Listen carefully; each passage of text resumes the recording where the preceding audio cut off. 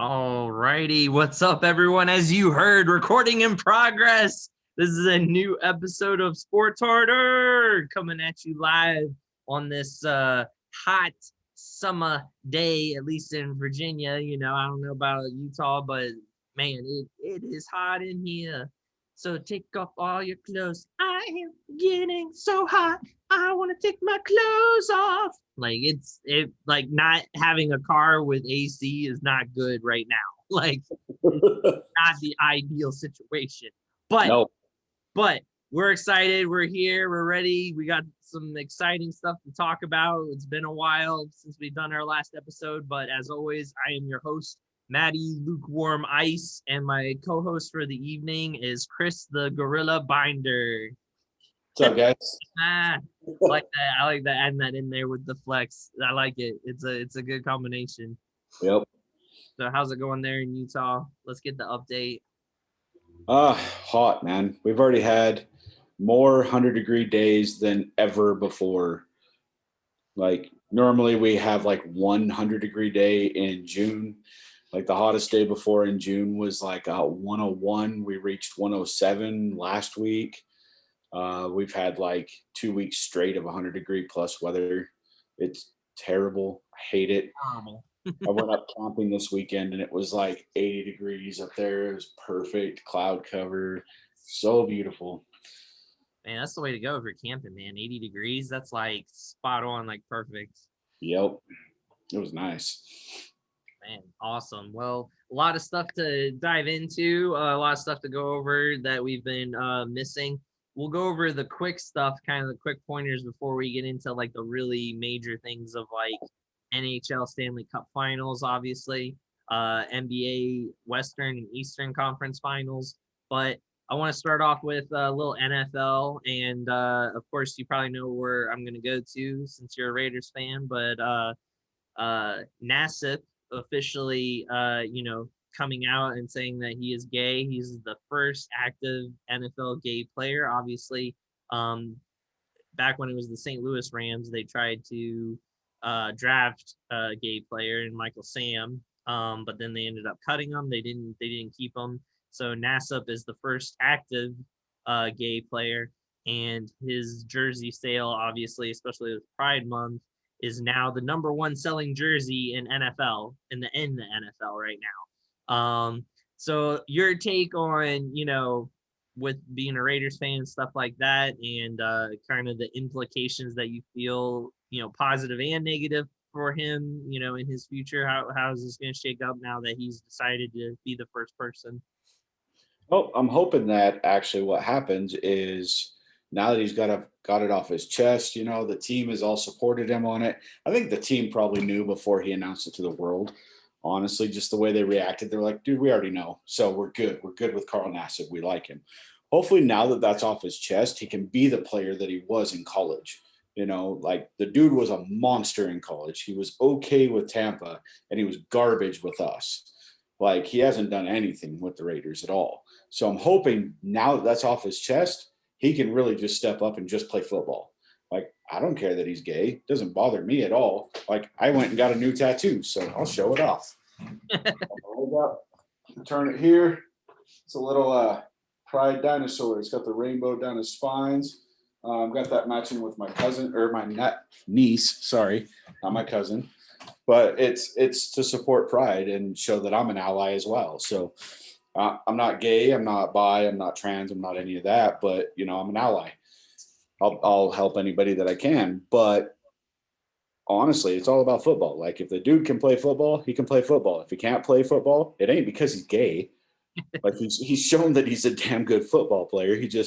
I think this was kind of the brush that needed to get off of him so that he could actually go out and just focus on football. He doesn't have to hide it anymore. That's true. I'm hoping, like you said, that will give him the boost that he needs. I'm all for it. I support him. I'm glad that he decided to do it.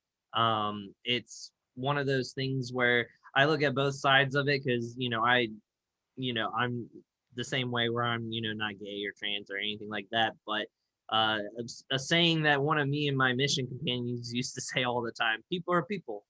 People are people." So I mean, it's just like it don't matter. People are people, and so You know, whatever he decides to do with his personal life is fair enough. But like you said, if he can play football, then he can play football. And I'm hoping that it's not going to have a negative influence that now everyone's looking at him, as the person who he has to do well now, in a sense, like Yeah. to allow other gay football players to get drafted or to come out, even if they're already in the NFL. If there's others that want to come out, I have no idea, but I kind of feel like now all the pressure is on him to perform and be like, hey, I'm a representative. If I can do it, then other people can do it too. So I feel like if he doesn't step up and if he doesn't have like a great year, then it's going to kind of badly reflect. I know that's not, it shouldn't be that way, but I feel like, it comes with the territory of being a spokesman, being someone who, is representing that community now. So, especially on the biggest sport in America, which is the NFL. So, nobody gets more media coverage than the NFL. So, I feel like people are going to be on him all the time. Even reporters. Just that. How do your teammates feel? How do you feel when you're in the shower? How do they feel when they're in the locker room? He's got to get used to these questions because people are going to start asking that now. So we'll see how well he can handle all of this spotlight. Basically, now that's going to be I on. think that's a big misconception that a lot of people have with gays is that if I'm a guy and I meet a gay guy, he wants to fuck me. I No, mean, look at you. I mean, who wouldn't? I mean, come on now. Look at this view. Yeah, look at it's a that. beautiful bird. But no, for real though, like that's really the misconception. Like women meet a lesbian and they're instantly like, "Ooh, you want to have sex with me?" And guys meet gay guys and they're like, "Ooh, you just want to have sex with me." And that's not it at all. Like 99% of gay guys are like super super picky and they're gonna be like, "No, you ain't my type, bud." Yeah. And it's highly possible that Carl Nassib is he seems like a very respectful person. And even though he's gay, he's not going to be hitting on his teammates. He's not gonna he's not gonna have that stigma because he's already built that relationship with his teammates that it's not really gonna be there. But you're gonna get there's definitely gonna be the negative backlash because people don't take the time to understand like the values of gay America, for better lack of words. I don't really know how else to explain it. Like, they're not there to just have sex with you because they're gay. Like, it's stupid. But I honestly, what I think is going to happen is this is going to allow a more open door for more people in the NFL to come out as gay. Same with the NBA and the MLB. You're going to have more people actually start coming out because statistically speaking, there's definitely a lot more people in the NFL, NBA, and MLB that are gay. Yeah. But if you consider the statistics of how many gays to straights there are, there's got to be more. Like it's just they're keeping it in the closet because of the sport that they play. They don't want to be looked down upon. And I don't think that's fair. I don't think that's right. I think be who you are, be a person, just like you said, people are people. Be who you are, be true to yourself. You know, Shakespeare said it in the 1600s, to thine own self be true. Like that was a long ass time ago. And he was gay. Like that's what a lot of people don't realize is Shakespeare was gay. He loved the cock. Gotta make it funny. But no, I think this is going to open a door. I really do. Yeah, he's going to be more scrutinized, which I don't think is fair by the media just because he's gay. That puts the label on it that doesn't need to be there. He's just a person who happens to like the same sex. He's a football player.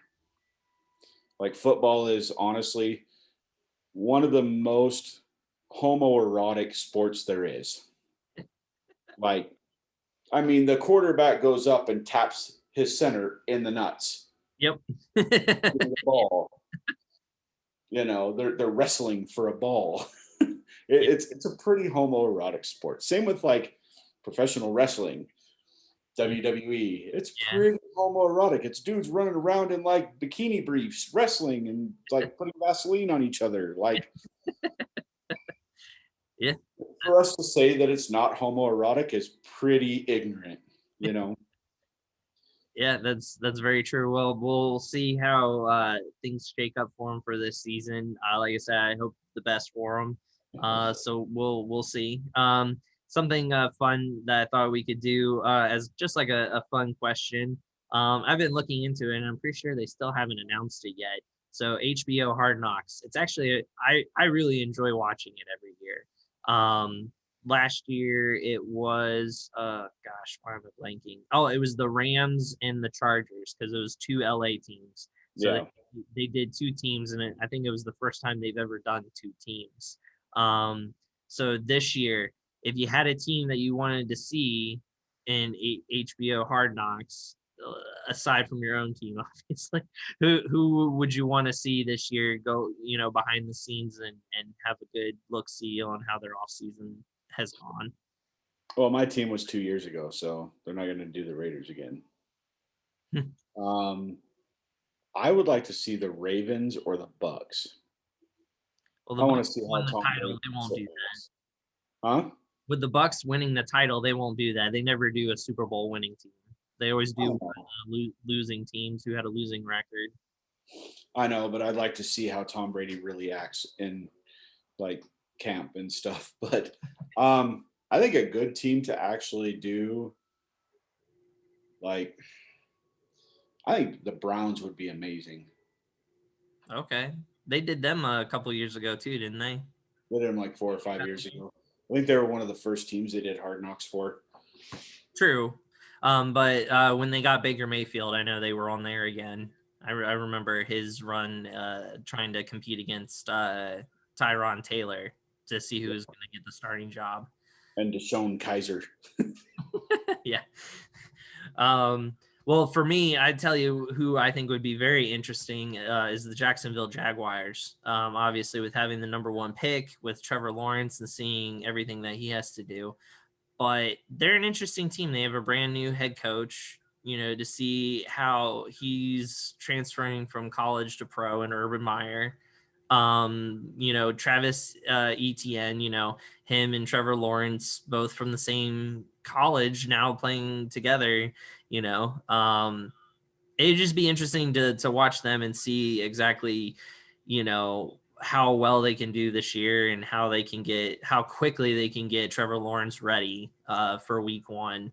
So I think that would be a fun team to watch. And then the other team that I saw online that they are talking about is the Dallas Cowboys, with Dak Prescott coming back from his injury.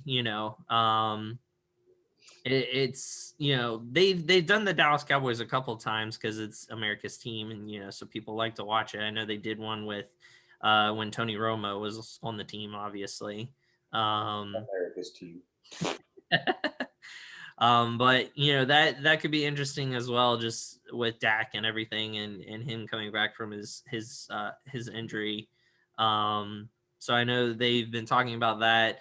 And then the Jaguars, obviously, since they had the number one pick, I feel like they usually go with whoever has the number one pick because they want to see how good they're transferring from college to pro, how quickly they're picking everything up. But my vote would be the Jaguars. I mean, I'd rather see them over the Dallas Cowboys. So I'd like to see the Carolina Panthers too. Like see how they are with Sam Darnold and didn't they grab another quarterback too? I don't um, remember if they did or not. yeah, I can't remember. I don't think they did. I don't think they went quarterback. I think No, I don't think they drafted one. I think they picked one from free agency.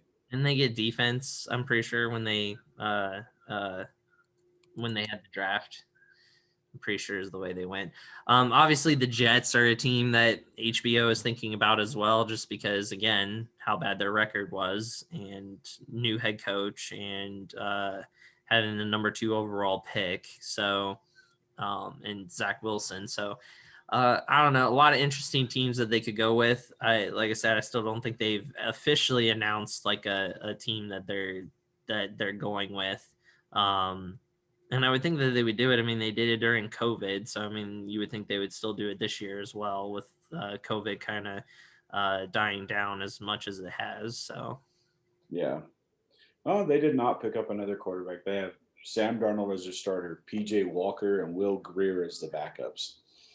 awesome, solid. Terrible. Terrible. Terrible. All right. Well, is there anything else in football that we need to go over that has been big news that we haven't talked about in a while? Dude, Aaron Rodgers still has not shown up to camp. Yeah, I was gonna say every single day I turn on like ESPN or like Fox Sports Radio. They're always that's like the main headline is another day that Aaron Rodgers isn't at camp, and I'm not surprised. Like, I don't know how far the Packers are going to try to get this to go. But is it one of those things where you feel like, Jordan Love is like, going to be ready and prepared enough if they have to go with him, or, you think Aaron Rodgers will just, be the first to break and then end up like coming back? Nope, I don't think Rodgers is going to come back. I think he's actually going to retire. I think Jordan Love is going to start out the season. I really do. And Jordan Love is either going to fall on his face, and the Packers are going to come like begging Aaron Rodgers, Yeah. or Jordan Love's going to be amazing, and the Packers are just going to let Rodgers go. It's one of two things is going to happen. Well, if Aaron Rodgers isn't there, do the Packers still win the division? No, No. no, they go 8-8 at best, 8-9. Sorry, because they're 17 Yeah, games. one more game. Yeah. They're going to be right around 500 if they're lucky. But that's because their defense is good and they have a really good run game and they have great receivers. But Jordan Love is not the one that's going to lead them to a division win or like even the NFC Championship. It's not going to happen.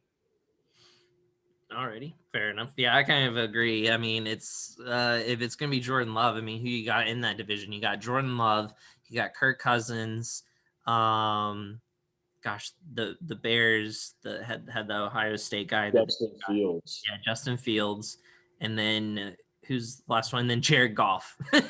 So, I mean, really, I could almost see the Vikings taking it, to be honest. I think the Vikings are going to be second. If Rodgers plays, the Packers take it. The Packers take it. If Rodgers doesn't play, the Bears take it. The Bears? Yeah. The Bears. Wow. I think Justin Fields is probably the best NFL ready quarterback besides Trevor Lawrence to come out of the draft. Wow. They were the top two, and Justin Fields fell. Yeah, he did. Yeah. He fell a lot, but I think he's better than Trey Lance, than who's the other quarterback that went? Zach Wilson? Yeah. Oh, yeah. Zach Wilson's a joke. Like, he's going to flame out in the first year. Well, he's with the Jets. I mean, it's not like he was given a good opportunity. It doesn't matter if he's with the Jets. He's going to turn out to be like the next freaking what was it? Blaine Griffin, Blaine, whatever. I don't know. I don't know.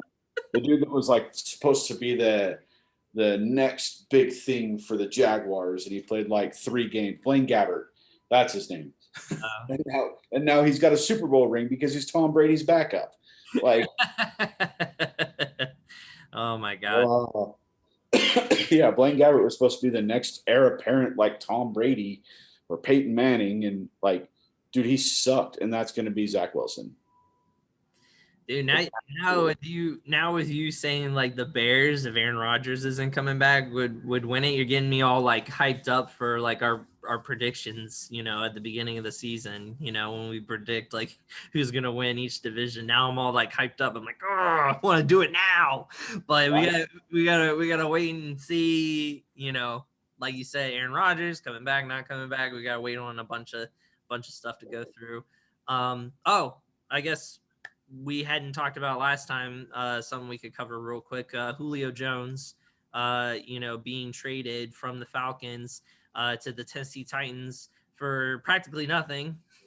Like, did not have to give that much up. And I'm not gonna lie, I was very sad that the Rams didn't end up landing him because I mean they gave a second round and a third or second and a fourth, like something like that. Like They gave a second and a fifth and got Julio Jones and a fourth. Like, they even got a pick from it. Are you kidding me? Like, yeah, like oh my god. Like any team could have offered yeah. that. Like any team. Like I don't understand.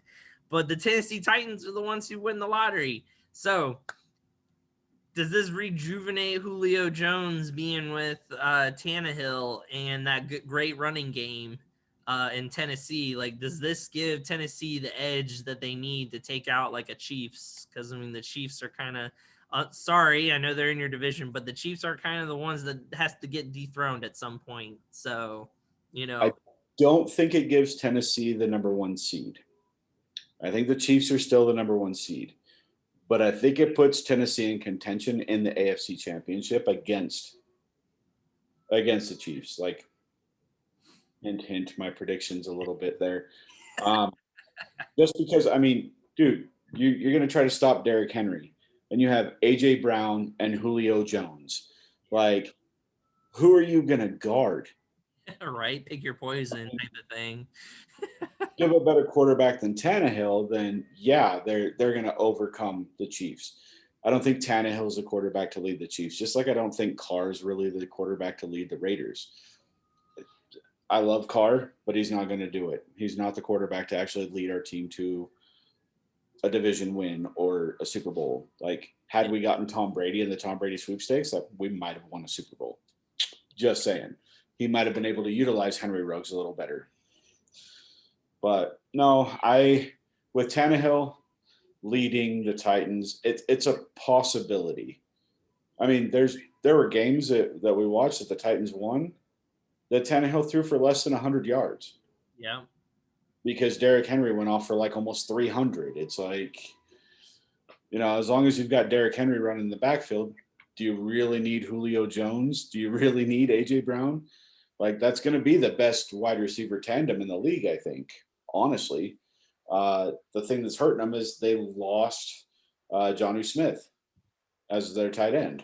So they don't have like a high end starting tight end right now. Yeah.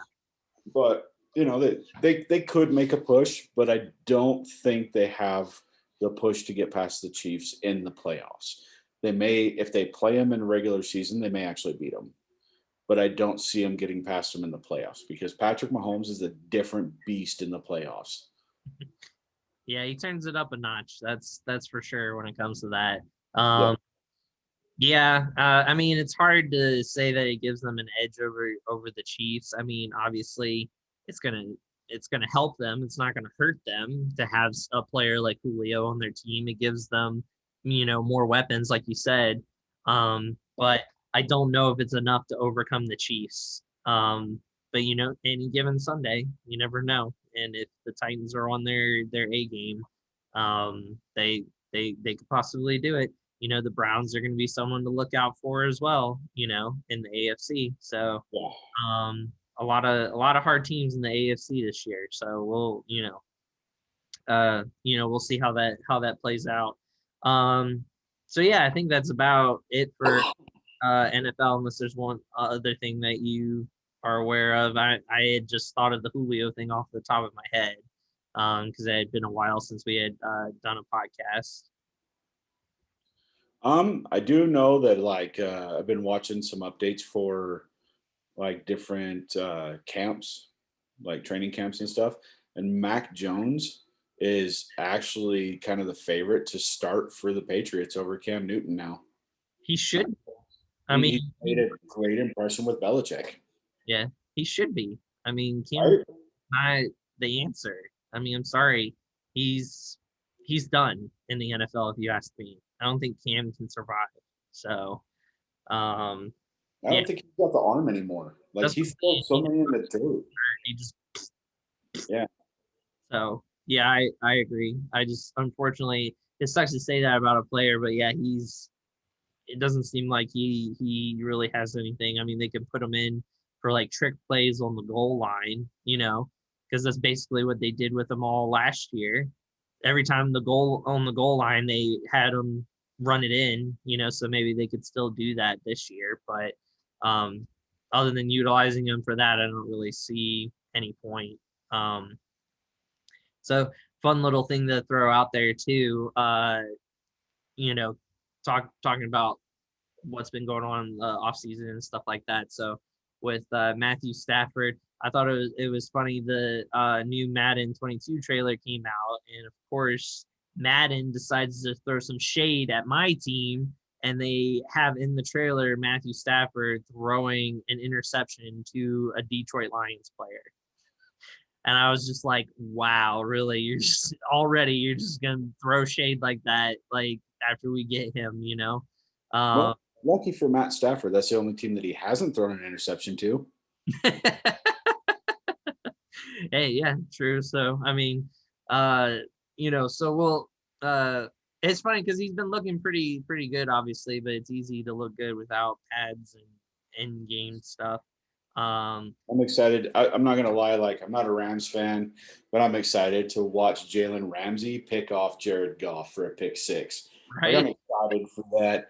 Or Just Aaron Donald to sack Jared Goff, like yes, just because like Aaron Donald's not a shit talker, but Jalen Ramsey is. So Jalen Ramsey, the whole time running back, he'd be talking shit to Jared Goff. that's It'd be amazing to watch. That's true. Aaron Donald would probably sack him and then probably just like pat him on the back or like pat him on the shoulders and just be like, "I'm sorry, man. I'm sorry, but it had to be done." I've been waiting to hit you for 5 years, man. Right? Yeah, he was just been licking his chops this whole time. Never tackle you in practice, but guess what? Now I can. So yeah, that's obviously going to be a go-to matchup when they play each other. That's going to be a fun game to watch. And uh oh, real quick, I just wanted to throw out there. I know, again, just being a Rams fan, I like to throw these little things out, predictions or how I feel about certain people. So we drafted this tight end in the draft named Jacob Harris, and he's been getting loads and loads of reps in practice right now in the mini camps because Tyler Higbee wasn't able to come for some reason. He hasn't been at mini camp. So Jacob Harris has been getting all these reps with Matthew Stafford, and he's been balling. And Sean McVay said he's very impressed with him. He said he could play wide receiver or tight end. Um, I'm actually kind of excited because he's tall. He's a tall tight end. So all you have to do is just lob it up to him in the end zone, and he can just do a jump ball and come down with it. So I'm excited with him being a rookie to see how he's going to do competing with Higbee for the tight end spot, or maybe they'll throw him in at wide receiver every now and then. But just keep an eye out. Remember that name, Jacob Harris. I think he's gonna do well, especially since he's already making a connection with uh, Matthew Stafford, and being able to get the attention of Sean McVay. If Sean McVay is saying that he's impressed with them so far, then that's saying something. Nice. I do have a pissed off shout out to Pro Football Focus. The guys there that do the top 50 from last year can go suck nuts. Top 50 players or top? Yeah, top 50 players of last year. Oh, So they had two tight ends in the top 50. Can you guess who they were? Kittle and Kelsey. Yeah. So Kittle was number 8 and Kelsey was like number 5. Wow, so they were in the top 10. They were in the top 10. They snubbed Darren Waller. Like Darren Waller was right there with catches, with blocks, with every stat with Travis Kelsey. Oh yeah, he made a name. George Kittle got injured and was out half the season. Yeah, Like, how was he a top player last year? I get, like, I'm not going to say that Kittle's not a top tight end. I think the 3 top tight ends in the NFL are Kelsey, Kittle, and Waller, not necessarily in that order, but all 3 of them bring just they're the best tight ends in the game, hands down, and not just catching, but also blocking, run blocking, pass blocking. They're damn good at what they do. But for Pro Football Focus to leave out Darren Waller and put Kittle in at number 8, even though he was injured half of the season, like those guys can suck nuts. They obviously don't do research. Like they just go off names. Yeah. So Pro Football Focus, I'm calling you out. Like hopefully you guys, somebody there can see our podcast. And if you want to have a debate on this, let's talk. Because you guys don't know anything about football, obviously. You change your names. Oh, I love it. Amateur Football Focus. Come on, guys. Well, wait until the NFL Top 100 come out. When they do that, I bet he'll get his due because I mean that's voted by the players. So he'll get a good rating in that once they start doing that. That should be coming up here pretty soon. Yeah, in the next month or so. There you go. So, but Pro Football Focus? No, I'll call you out. I don't care. Anybody on your staff want to debate? Let's debate. Like, we'll come on to our podcast. We'll go on your stuff. I don't care. And we will debate because I guarantee Matt and I know more about football than your entire freaking crew. So you guys need to change your names. I love it. Awesome. Good call out. Well, let's move on here to some NBA action. Like I said, the Eastern and Western Conference Finals. Man, the finals of the conferences. What games they have been so far. Like they've been outstanding. Before we get into the matchups, all of the playoffs have been amazing. Like every game has been good. Yeah, it really has. Before we get into that, let's talk about, I mean, you being in Utah. I used to live there for a little bit. I'm about to move there again. So the Jazz and their blunder and in the playoffs. I had such high hopes for them, and whoever it was, Barkley or Shaq, that told Mitchell that he can't take the team where it needs to be. He kind of had the last laugh because they lost, in the semifinals. So where do the Jazz go from here? This is the first time in the history of the franchise, of the Jazz franchise, that they had the number 1 record in the NBA. The first time that they've ever had the best record in the NBA. And, they weren't able to pull it out. I know Mitchell kind of said he was playing with some injury, so he wasn't 100%. But, no excuses, man. No excuses. And then Connolly wasn't really in for most of the series either. One game. Connolly, yeah. One game. Mitchell, yeah, he was injured, but the dude was still putting up 30 points. I don't care if you're injured. The problem is the rest of the team. There's no excuse for that game 6. No excuse. Dude, they went into halftime with a 25-point lead and lost. Like the Clippers caught up by the end of the third quarter. They outscored them 41-17 in the third quarter. And that's not without Kawhi Leonard. Yeah. And you have the defensive player of the year on your team. Right? The rest of that team did not step up at all. They just coasted. They're like, oh, we got a 25-point lead. Let's just sit back and let it go. And Mr. Choke Artist himself, Paul George, actually went off. Like the dude scored in the last 3 games, he scored 80 points. Like he went like 19 and then he goes 37, 35. Like Paul George went off. And he never does good in the playoffs, but he definitely stepped up. The problem is the Jazz defense, what they were known for was their defense, fell apart. They didn't even show up in the second half of the 6th game or the second half of the 5th game when they went into halftime with a 10-point lead. That was the problem. You hit that little wall where you think you've got a good enough lead and then you let the team back in. Yeah. Where the Jazz go from here, couldn't tell you. They do have a good team. They have good chemistry. They just didn't have the drive to finish at the end. That was it. The Clippers wanted it more. Yeah, well, the Jazz need to I know we talked about before the show, the Jazz organization, offering more money for Colbert, Rudy Colbert, to get him to stay. Being what, 3-time defensive player now that he's won it, 3 or 4. And then 3-time, yeah. And then Mitchell, obviously he's kind of the face of the franchise. He's the future, being a young guy.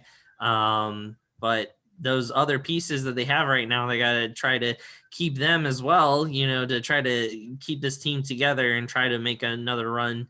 Well, the only one right now that is up for free agency is Mike Conley. But with what he's done on the team, I don't think they're going to be able to afford him. I don't think they're going to be able to pay him and stay under the salary cap with paying Mitchell and Gobert, and trying to keep those other pieces in there like Bojan Bogdanovic, like Derek Favors, Joe Ingles. You want to keep all those guys in there. Jordan Clarkson. So I honestly see Mike Conley walking next year. I really do, and that's going to move Joe Ingles into a starting position, or it's going to move Jordan Clarkson into a starting position and put either Clarkson or Mitchell at the point, which neither one of them really are point guards. They're more shooting guards. So I don't see where it goes, but I honestly see Conley leaving, and a favorite for him to go is to the Bulls. Yeah. And you like that. Yeah, I would definitely be okay with that. But I mean, it's not going to be enough adding him for the Bulls to be able to, do what they need to do in a tough East, conference. And speaking of tough Eastern Conference and another choke team, the Nets. The Nets. Like, you are beyond a super team. Like, I can understand having like 3 big people. You have like 5 big people on your team. Like, you have almost an all-star team in general. And you guys lose.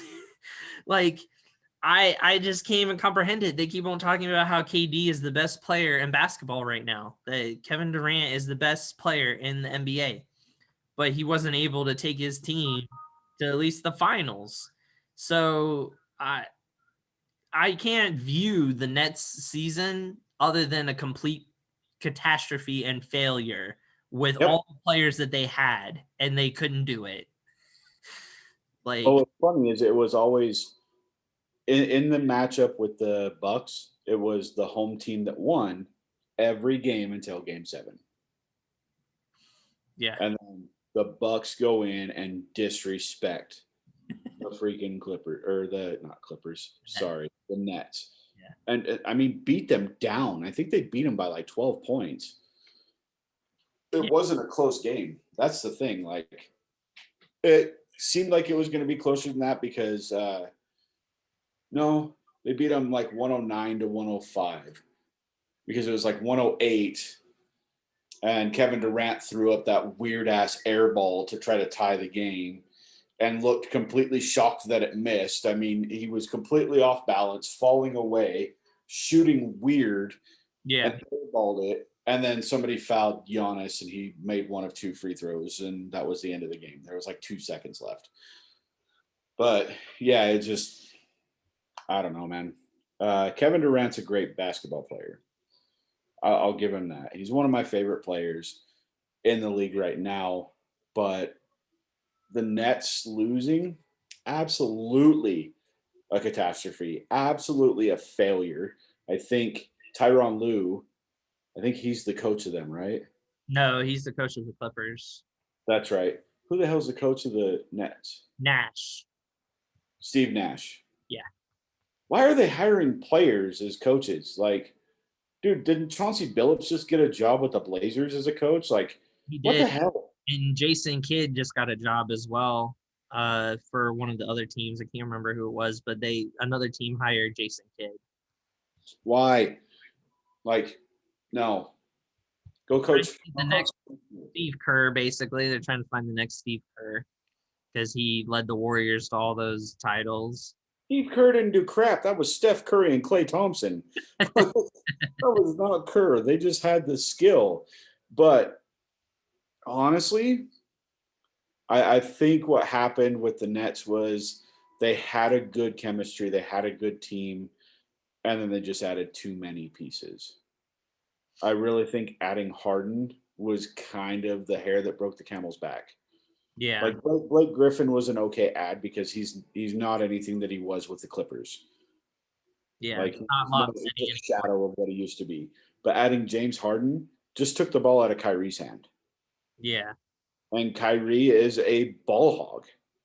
So is James Harden. Yeah, yeah, Kevin Durant will shoot, but he'll also pass the ball around. yeah, He'll get the ball passed around. But when you have two people, it's the exact same thing that happened in Houston with Westbrook and Harden. They didn't mesh. Like putting Harden and Kyrie on the same team was a big mistake. Them going out and getting Harden was the biggest mistake they made this season. Because why not start Dimwitty or even Joe Harris over uh, James Harden? You get both of them are better 3-point shooters than James Harden. They're quieter. They don't need the ball. They don't need to shoot 30 times a game to be happy. And they're better players, I think. Like, yeah, Harden's a big name and Harden's out there, but he is a solo player. Like he is not a team player. And you can't have two people on the team that are not team players because that's just going to drag you down. I yeah, think that's what killed them. If they would not have gotten Harden, I think they would have got past the Bucks. yeah. That's a good possibility. It'll be interesting next year to see what they try to do with that team and trying to keep all of them superstars all on the same team. Because all of them are eventually going to want to start getting paid. But um, the East, with that, the in the finals right now, it's the Milwaukee Bucks, like we said, because they had beaten the Nets, and then the Atlanta Hawks coming out of nowhere. I actually really do honestly feel that the Atlanta Hawks are the Miami Heat of last year. Like no one kind of thought they were going to do anything, and the Miami Heat came out of nowhere and just like kept winning each series. They kept winning and winning and winning, and it was just like, are they really going to do this? Are they going to get to the finals? And the Heat did. They weren't able to beat the Lakers, unfortunately, but they were able to get through. Um, right now, the Bucks are winning that series 2-1 against the Hawks. Giannis has kind of been, I don't know, maybe I'm the only person that feels this way, but everyone just loves Giannis so much, because he's a two-time MVP and, he's such a good player. But I feel like he's gotten to a point where he can't even hit a jump shot and he can't hit a three. The only thing he can do now is just drive to the hoop. Like Mm-hmm. he is good at driving to the hoop because he's such a huge freaking mammoth of a man that like I'm he a no Greek freak for a reason. yeah, exactly. No one's gonna stop him. And then when he tries to take a foul shot, he's lucky to make 1 out of 2. They're purposely fouling him now because they know he's not good at doing that. So what happened to when he was able to do everything and he was the MVP? Now he's kind of a one-trick pony. And I might be the only one who's thinking this way, but I have seen it in the series that he's been playing in, and I feel like he's kind of gotten out of being able to do anything else good other than driving to the hoop. You might agree or disagree with me on that. No, I agree. Like watching him try to shoot is atrocious. Even his free throws. Like he's shooting like 50% in the playoffs from the free throw line. Last year he was 80%. Yeah. Like it's almost like he forgot how to shoot just because he's been so dominant getting to the hoop that he doesn't have to shoot anymore. So it's almost like he almost forgot. Yeah. I don't know. Or they don't have to rely on him shooting because they have Chris Middleton. Chris Middleton has been really good in the playoffs. Yeah, and Holiday, Drew Holiday has kind of stepped up in the playoffs as well for them. Yeah, Um, for sure. obviously on the Atlanta Hawks side, everyone's talking about Trey Young and everything that he's been doing and the numbers that he's been putting up. He kind of got injured a little bit at the end of the game, game three. Yeah, game three. Um, so his status is, questionable for playing the next game. But I can tell you, if they don't have Trae Young, they're definitely not going to win the series. As much as I know you don't like Trae Young, but it's one of those things where if he's not playing, the series is over. The Bucks are going to take it. Um, Yeah, but with him playing, how do you see the series going with it being 2-1 right now? I think the Bucks are still going to take it, honestly, whether or not Trae Young plays, because I think Giannis is going to stop shooting it and just focus on his strengths and get to the rim. And if he can't get to the rim, he's just going to kick it out. Like, why not kick it out to Chris Middleton? Why not kick it out to uh, what's his face, Holiday. Drew Holiday? Yeah. Why not kick them out? Let them shoot the three. If you're going to double team Giannis, somebody's open, and Right? Yeah. like every time. So yeah, I think Giannis is going to stick to what he knows he's strong at and stop shooting the ball. I think he's going to stop it, and I think he's going to step up, and I think the Bucks are going to take it. Atlanta's probably going to win one more game. I think it's going to go to 6. Yeah, I agree. I think Atlanta will win this next one at home because they I have do, they have another home game. I Um, do want to throw out a funny stat though. yeah. So the last time that the Atlanta Hawks won an NBA championship was 1958. The last time the Bucks won a championship, 1971. And I know we're going to get to the Western Conference. Neither one of the Western Conference teams in the Western Conference Finals have ever won an NBA championship. Yep. And the Lakers have never gone to a finals ever. Or sorry, not the Lakers. The Clippers.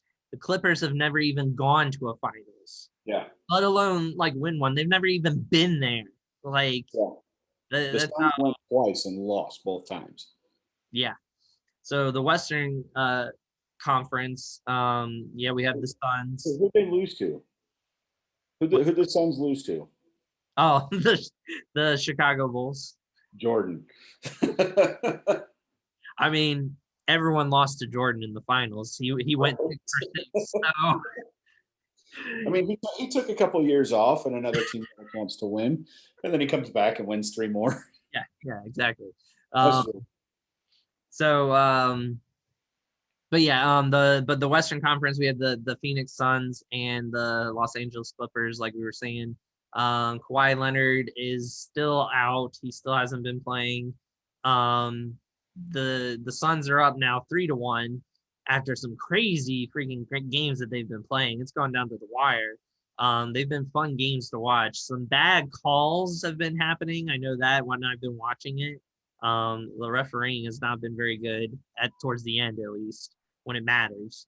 But the Suns are up 3-1. They could close it out. I think tonight. I think they played tonight. They can close it out at yeah, home. they play tonight.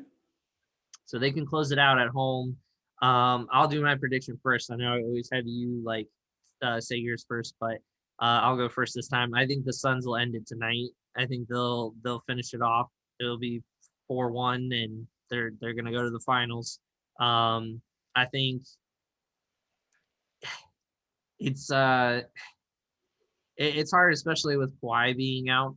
But Booker has just been playing like out of his mind and making all these other people play so well. And like you said, uh, you know, Chris Paul is kind of like rejuvenated, in his older age. And I kind of love that he's playing the Clippers because he's kind of doing a dig against his old team to beat them to go to the finals when they kind of gave up on him and Blake Griffin. So a lot of people compare Booker to Kobe Bryant, and they're saying that he's a little mini Mamba. Um, do you see the comparison as well that he's like a Kobe, like he can kill you from anywhere? Um, I mean, I've seen Booker play live. oh, okay. So Like there, I saw him play the Jazz, and Royce O'Neal is actually really known for his defense. He's not known for anything else on the Jazz. Like he is a starter because he is a great defender. He's basically like Ron Artest was, before he went all crazy and changed his name. Really, really great defender, really great perimeter defender. People couldn't get a step on him. Watching Royce O'Neal try to guard Booker was insane. Like Devin Booker, I could see the comparison. I don't see that he's ever going to be on the level of Kobe Bryant. Like I don't ever see him being that good, but he's a nightmare matchup for anybody. Like he's too quick for big guys, and he's too tall for the little guys. Like, and he could shoot the ball anywhere on the court. Like he shoots just as well as like Damian Lillard or Steph Curry. I mean, he can put the ball in the court in the basket from anywhere on the court. He doesn't always. We've seen a lot more of that this year. There's a reason that he won a 3-point competition. Yeah. The guy's good. Like watching him play, I was beyond impressed with how good he is. Yeah. I mean, do you think that the Suns finish it out tonight? Yes, absolutely. I do. So, We never got your prediction about the Bucks Hawks though. oh, okay. What about it? Who do you think is going to win that? Oh, well, I said I agreed with you. I think it's going to be 4-2. It's going to be the Bucks. Okay. I think the Hawks will win the next game at home that they have. But then after that, the Bucks will win the rest at home and end it. So, so potentially we would have a Milwaukee Bucks versus the Phoenix Suns in the NBA Finals, which doesn't get talked about much, but I feel like it's worth mentioning. Giannis, a player like Giannis and a player like Booker, who had opportunities to jump ship and leave and go to more well-known teams, more broadcasted teams, and try to win titles there, decided not to and to stay with their team and try to build their team into a championship team. And I think that kind of speaks volume on their character and what they're trying to establish as their own legacy and their own what people are going to remember them for going forward. Giannis has always been very vocal about it when people ask him, if he wanted to jump ship and in his prime and actually win somewhere else. So having the Bucks and the Suns potentially in the finals is what both of us are predicting. I think is actually kind of awesome. That it's two teams and players that stuck with their teams and kind of said, you're gonna build around me and I'm gonna make this team great. And I think that is always why Michael Jordan will be one of the GOATs, and you can't compare him to LeBron because LeBron has always jumped ship whenever he could to go to another team to try to win a title. So I think that's worth mentioning, throwing out there. But what would be your prediction? How you'd feel about a Bucks and Suns finals? I think it's absolutely amazing. It's amazing for the fans, the NBA fans, not necessarily just, oh, I'm a fan of this team or I'm a fan of this team. It is amazing for NBA fans because we don't have to watch a stupid ass super team win it.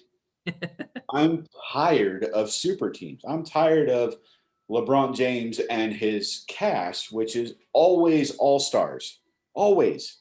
Yeah. Or the Nets making it, or the Clippers making it. Like the Clippers are technically a super team. They are, yeah. I'm tired of super teams. And that's what it's been since 2002, thanks to LeBron James coming into the league. Like, I mean, it wasn't just LeBron James. He wasn't the first one to do the super team. That would be the Celtics. Yeah. Even though you can count the Rockets in the 90s as a super team because they had Olajuwon and Clyde Drexler and Charles Barkley, but at the same time, they were all past their prime. They were all at the end of their careers. Yeah. Or the Lakers super team when they had Karl Malone and Gary Payton and Shaq and I mean, they were all past their prime. They were all done. This is super teams built in their prime, like the Celtics, the big three in the Celtics. And then LeBron going to the Heat to form the big three in the Heat. And then he goes back and forms a big three in Cleveland. And then he goes to Lakers and builds a big three there. I'm tired of it. And then you have the big four in Golden State when Durant went over there. which he was the only one that wasn't drafted by that team to make that Big Four. But then you have the Big Four and the Nets, and it's like, guys, enough's enough. Like, we want to watch you guys play. We want to watch fair games. We don't want to watch championship chasing. You want championship chasing, have the teams evenly dispersed. Have the salary caps evenly dispersed. Don't go based off of your market. Like LA gets 500 million, but Brooklyn or Milwaukee gets 200 million for their salary cap. Like, that's stupid. And that's something that the NBA does. And it's terrible because they base it on how much money that team brings in. And I'm sorry, but seeing a Phoenix Suns, Milwaukee Bucks, two teams that are not super teams, like, yeah, the Bucks got Drew Holiday in a trade. Yeah, the Suns got Chris Paul in a trade, but they're still not super teams. They're relatively unknown teams except for Giannis because he was the MVP. Now, having these two teams that refuse to go to a super team, that refuse to be part of a super team, the players on them, actually make it to the finals and get past these super teams, that's amazing.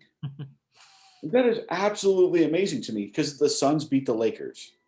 Yeah. Yep. The Suns are going to beat the Clippers. So they beat two. And then you've got the Bucks that beat the freaking Nets. Like, they're beating these super teams to make it to the NBA Finals. I love it. Like, watching Dirk Nowitzki and the Mavericks demolish LeBron James's Heat, the big three in the Heat, that was amazing to me. I don't like the Mavericks. I don't like Mark Cuban. I've always had respect for Dirk Nowitzki, but watching a team that did not have a super team destroy a super team makes the NBA fan in me happy because I'm just saying it. Most people, I don't know if they'll agree with me, but I am so tired of super teams. Yeah, no, I 100% agree with you. And, I've talked with Mel plenty of times about, these super teams, and the teams that are in it now are not, other than the Clippers, are the only team left that's technically still a super team. Because the Hawks aren't. The Hawks are not a super team. The Bucks are not a super team, and the Suns aren't. So the only one is the Clippers. So if the Clippers lose, then yeah, there's no super team left, which would be amazing. Um, I it's hard to pick between the Bucks and the Suns because both teams have so many strengths, and especially with Giannis just being so dominant, going to the paint all the time. But I'm still kind of leaning towards the Suns. Like, I feel like that they would take it. I feel like it would go at least 6 games, if not all 7. I feel like it's going to be like a really hard finals, which is good. It's fun to watch two teams really, duke it out. But a little bit of me is leaning towards the Suns because I want Chris Paul to win one. I want him to justify his amazing career that he's had with a title finally. And I feel like Booker has put in the work to become the superstar that he has. I'm not saying the Bucks haven't. I mean, Giannis obviously has put in loads of work. He's a 2-time MVP, so he's put in a lot of work as well. But my feelings and my gut are kind of leaning towards the Suns. I feel like they're gonna take it, and they're gonna get their first ever NBA title. And I agree with you. I think the Suns are going to do it as long as Chris Paul stays healthy. Yeah.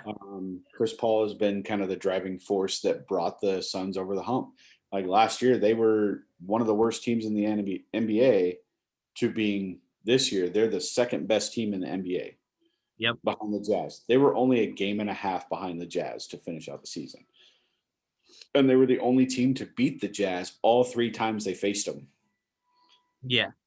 So, I mean, even seeing like the Jazz Suns would have been fun to watch, but watching the Suns beat down yet another super team, I'm stoked for it. And I don't think they have the size really to match up with the Bucks, but the Bucks don't have the 3-point shooting prowess that the Suns have. Yeah. So I think you're right. It's going to be an amazing finals to watch. It's probably going to be the best one we've had in 20 plus years. Like, it's going to be that good to watch.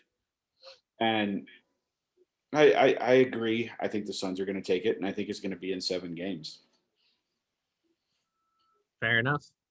Well, it will. Then, really quick, if the Suns win, does Chris Paul retire? I don't know. I think he's like 37 or 38, right?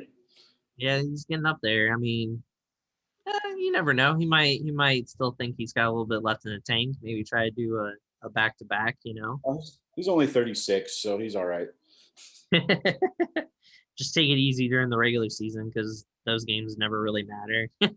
Right. Um, so all right, cool. Well, the last thing then to talk about is the NHL Stanley Cup, which starts tonight.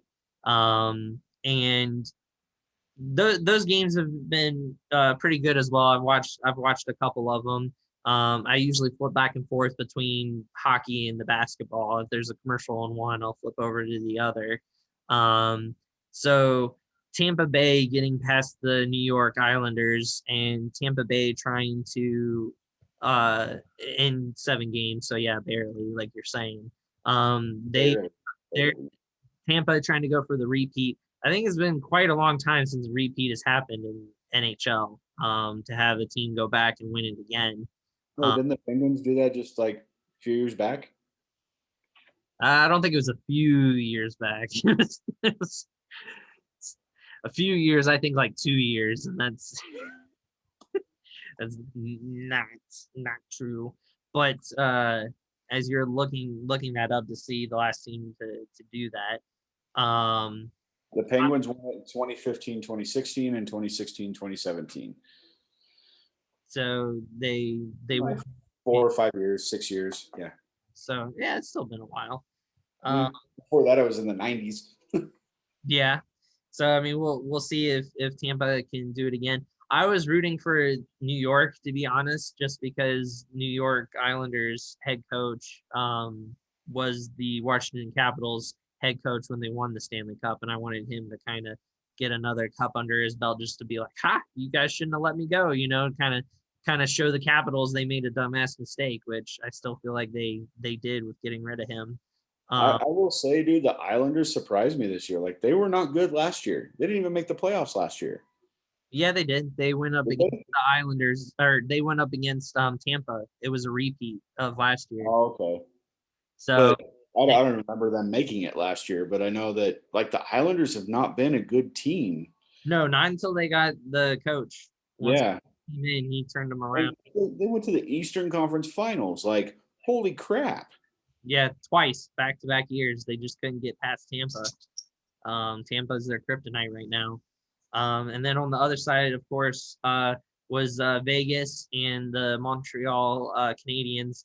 And I was rooting for Vegas hardcore. I I've always wanted them to win. The only time I didn't want them to win is when they went up against the Capitals because it was my team. But when they're not going against the Capitals, I root for them, and I was really hoping like because they've gotten to this point a bunch of times and they just can't get over the hump. And the Canadians end up taking the series, and so now it's going to be Tampa Bay versus the Canadians starting tonight. Um, who do you have in this series final? I was really surprised about the Canadians.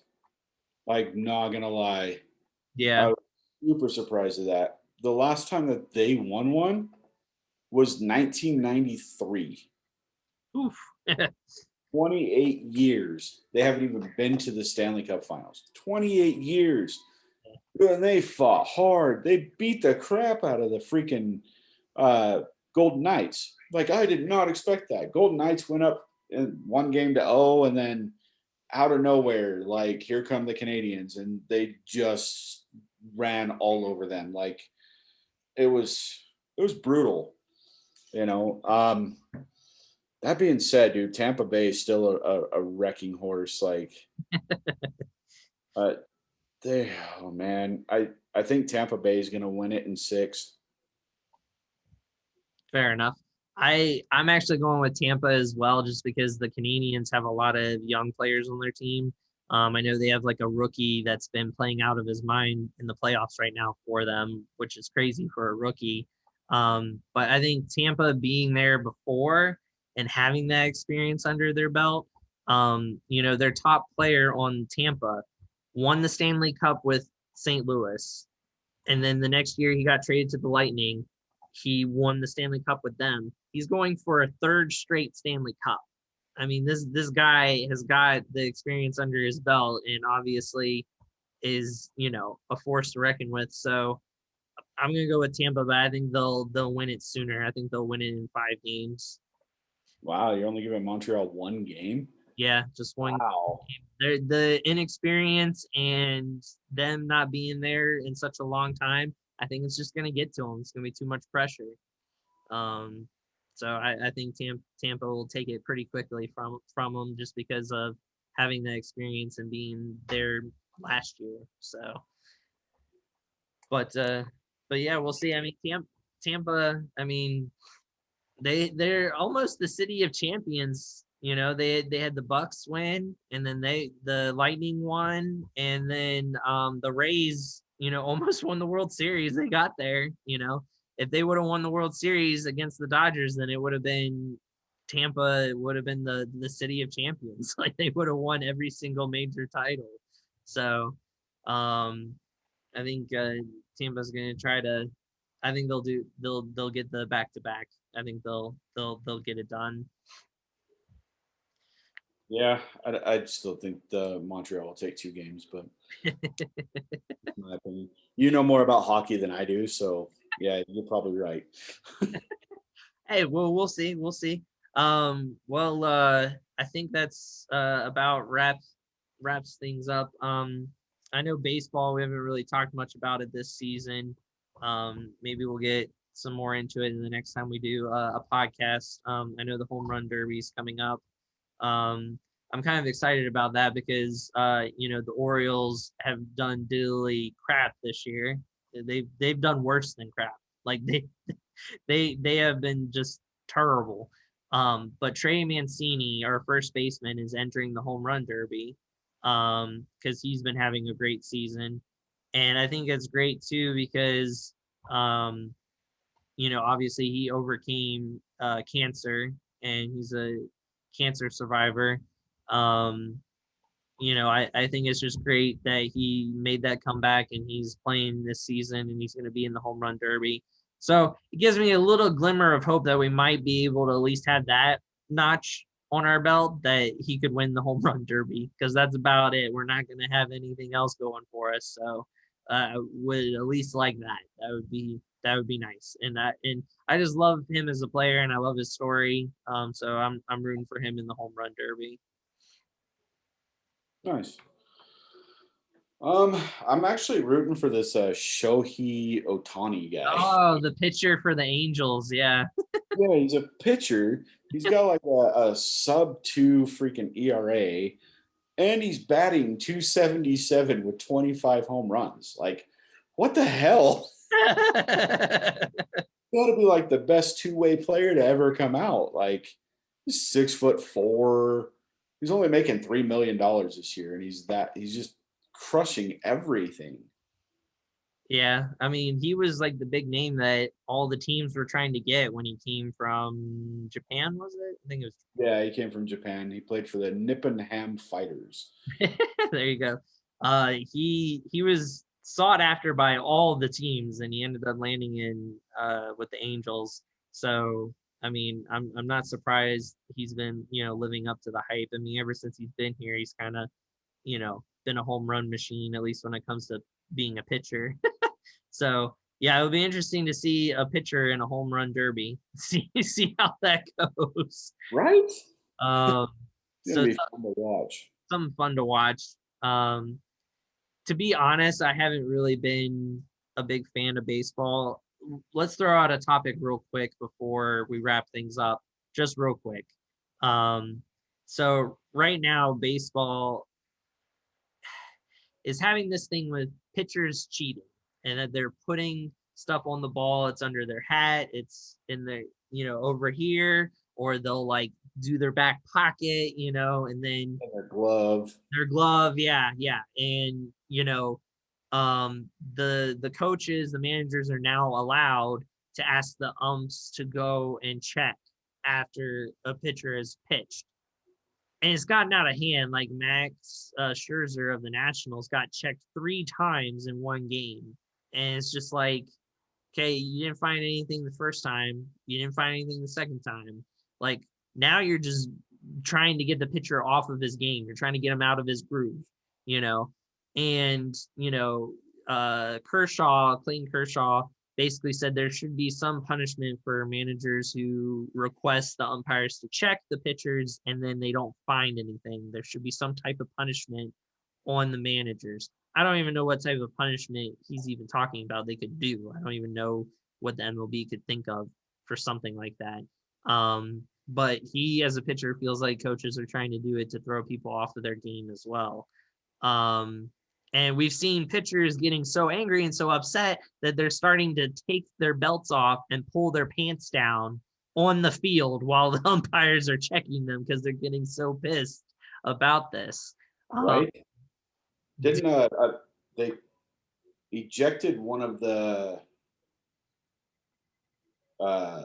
baseball, what are they, the freaking managers? Yeah, managers. They yeah, ejected one of the managers because he had Schwerzer, Matt how do you say his name? Max Scherzer. Max Scherzer, yeah. Scherzer, yeah. They had him checked like 3 times in like 2 innings. So they're like, "You're out of here. You're done. Like you're making us do this too much." But they did actually catch somebody, Hector Santiago from the Mariners, my team. Go figure.